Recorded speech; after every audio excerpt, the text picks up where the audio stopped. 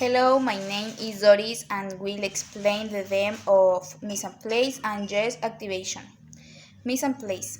This is the first and most important step of all scenes. In this, we must take into account that we're here show our cleanliness and our order.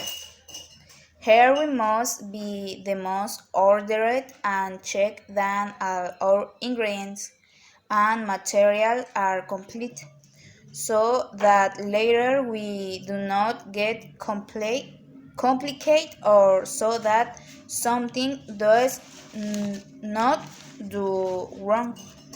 It is essential to have all the ingredients on hand so that the recipe comes out complete and with good flavor.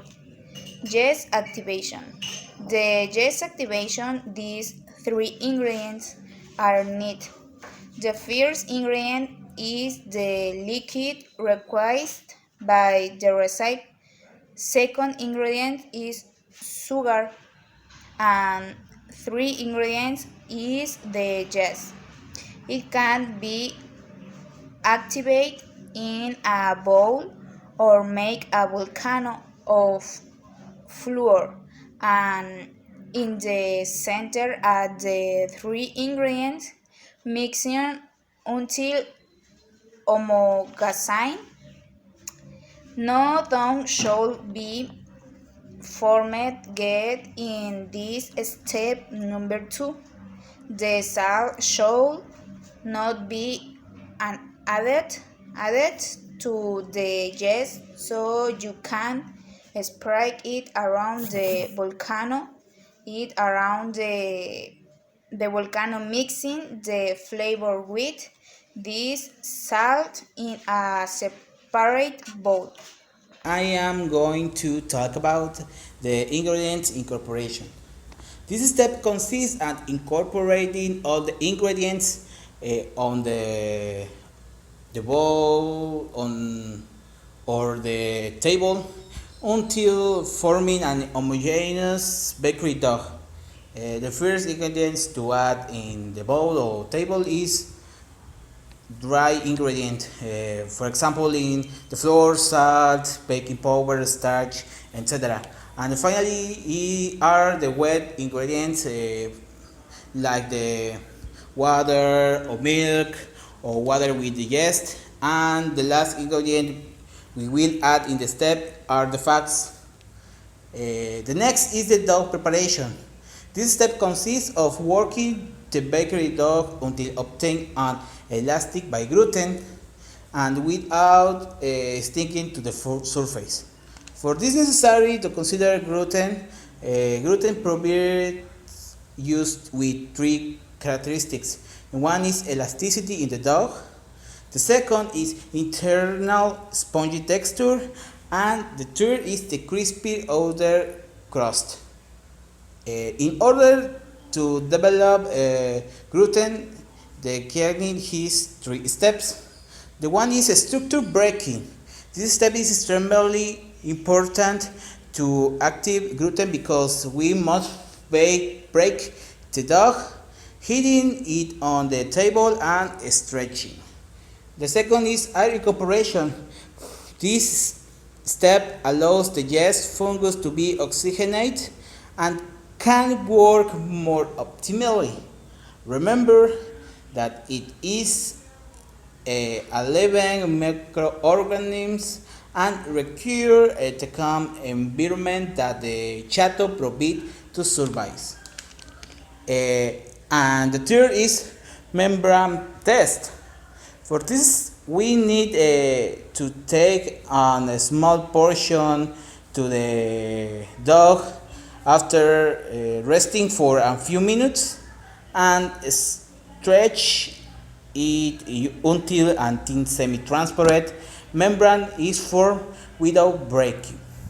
I'm going to talk about the initial fermentation. In this step, you let the dough rest, covered with a cloth or some plastic in a warm place. This is going to let the yeast work better and can double the size of the dough. This is the first test to know if the dough will ferment or no.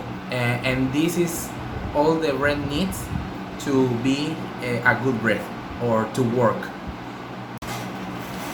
A strikeout or ponchado is an easy step. After the first fermentation, what do you need to do is release or remove the excess of air in the dough. This for a easy manipulation in the next steps, not rekneading, because this loses a lot of its elasticity of the dough. You only need to remove the excess of air in the dough. Good morning. I'm going to talk about the portioning of the dough and the shaped in shapes. For the portioning and weighing of the dough, we require a scale, either digital or analog. In this step, we will portion the dough according to the exact weight that each piece of bread will have. It is important how this step in a very orderly way. When cutting the dough, we must arrange it in it a very specific order in such a way that we can identify which was the first portion that we cut until the last. The previous is in because the dough, when being manipulated, loses elasticity and when resting in aqua, important for the next step. Shape. This step is akin to the previous one. On this step, the dough is portioned and taking into account the order of the portioning. We will take the same order to form the bread. This because when the last piece is portioned, the first one has already rested and the elasticity, so that is shaped in an easily way. After shaping, bread should be placed in tray with wax paper in which the last fermentation will happen. If you try for a loaf with a dough that has not the right elasticity, the shape that has been given will be, and the loaf will not have a desirable presentation baking after it. Step 9. Final fermentation. Once the loaves are formed on the tray or mold, we let them result until they double in size again. The difference between step 5 and 9 is that in step 5, the whole dough is left to stand. In step 9, the dough is left to rest with the final shape of the bread. Step 10. Shaping cuts, scores, or slashes. Consists of making cuts on the surface of the dough to facilitate the baking of the bread. These cuts, apart from giving the characteristic appearance to each type of bread, help that the bread doesn't open in unwanted places. For this step, we need a very sharp baker's knife, scissors, or blade. The above is used to make cuts that characterize certain breads, such as bolillos, baguettes, and European artisan breads. This step is very delicate, since too much force can strike out the loaves, and that would trigger redoing them, creating delays in production. Hello, my name is Itzel, and I'm going to talk about the varnish and finish of the bread. Okay, first, the varnish is a liquid preparation that when applied to a surface dries to form a hard lustrous. Typically is a transparent coating.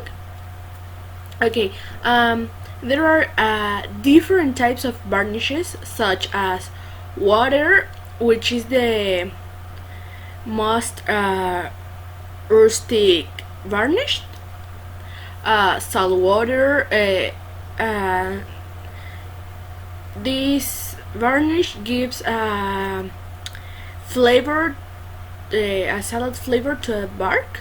Uh, Egg with milk, egg with sugar. Uh, this combination is used for a sweet bread. The sugar water, and the most typically is the egg to give it a shine of a breath. Okay, now I'm going to talk about the finishes. The finish is the way to finish a breath before or after taking it to the oven. This can complete the breath or simply give a decoration. Some finishes can be sugar, sweet paprika, fine flavor, herbs, just to name a few. The finishes can be before raising the dough for the last time, or after having leavened, or after baking. So the finishes are the step that can be moved according the breath preparation. So thank you. Hi, I'm Mauricio, and I'm going to talk about the last step in the baking procedure, which is the cooking methods. There are three most common cooking methods, which are the bake, fry, and the bain marie. It depends, like all the things. It depends with the recipe. If you are making, for example, if you are making donuts, you are expecting to use the frying method, or you are making some bread, some muffins, you are expecting to do or to use the baking method. Or if you are making some, in particular, for example, there is a Japanese bread which is made in the bain marie. I don't really try it yet, but I think it is really delicious. But it's for example, when you finally do this last step, which is the cooking method, we have that the final product. We have the final product, and we don't know what to do with the spare ones that we have in the kitchen or in the oven or in the fry pan, or I don't know. You may think, what do I do with the spare ones? Well, this is the additional step, which is the storage. When you're going to storage these spare products, you may think, I can put it in a box, and I can leave them in the, I don't know, in the fridge. It depends of the product. If you are going to, you have cake, for example, if you are expecting to leave it in the fridge or in the freezer or in the counter, if you're expecting to eat it later, or if you're expecting to bring it in to another person, like your family, or if you wanted to sell them, if you have a business, in the bakery, in the bakery topic, or I don't know. That's for example in the storage. But we have, or you have to need in you need to have in mind that you need to packaging. It depends as well to the product that are you managing in the moment, because if you are managing with bread, you're expecting, or you are going to packaging in a bag, in a box, which are three types of packaging, which are the first packaging is the first packaging when you put the product in a bag, in a plastic pouches. The second packaging is when you put this, you have your bread, you have your donut, you have your, I don't know, in a bag. You have what to do. You put this in a second box, in a second bag, I don't know, to packaging well, to keep him, to keep the goods in a good state. For example, when you have this package, this box filling with the products, there's a third step or third type of packaging, which are the wrap the box.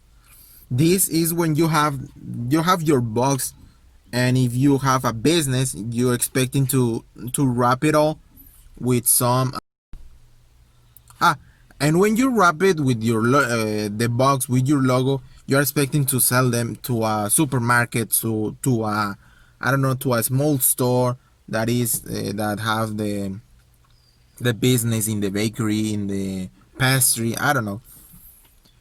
So yeah, that's the a summary of what you doing with the packaging, or how do you storage these products. Yeah, thank you for watching, and see you next time.